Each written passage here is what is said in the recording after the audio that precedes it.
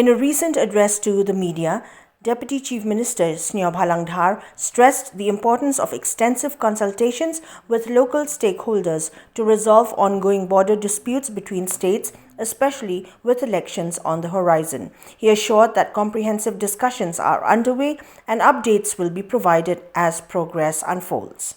Sometimes we will see, we have to discuss both the state together, no?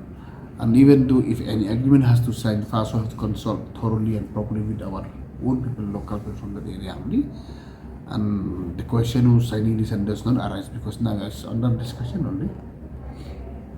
So what is So see, maybe now election is coming, so we have to discuss with counterparts. Maybe both sides of the committee are busy because of lost by election. We will see. We'll update you.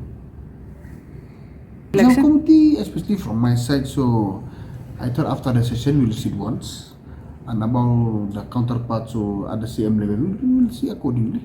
We are supposed You see, the reports now, that is not the final report because we are there is the exercise doing by our deputy commissioner. So along the line, in the borderline, so we are trying to find how many villages are there reside by the Kasi, how many villages are there reside by the Garbio. It's still under exercise still on us all now. Addressing concerns over the sweepers, colony and Harijan issue, Urban Affairs Minister Sniawbhalang Dhar reiterated the government's commitment to facilitating dialogue and reaching a resolution despite logistical challenges.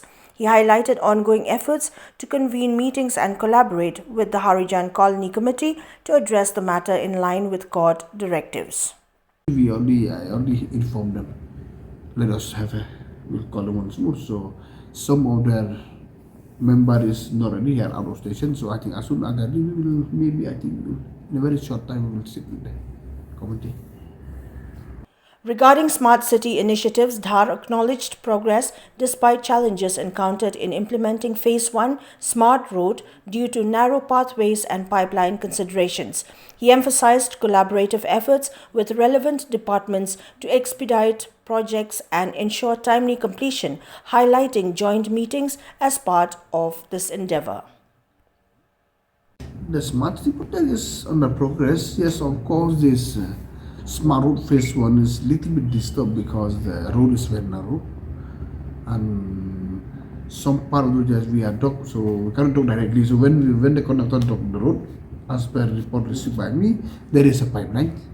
So we have to consult the PHE and we have to consult MCL. So it will take time.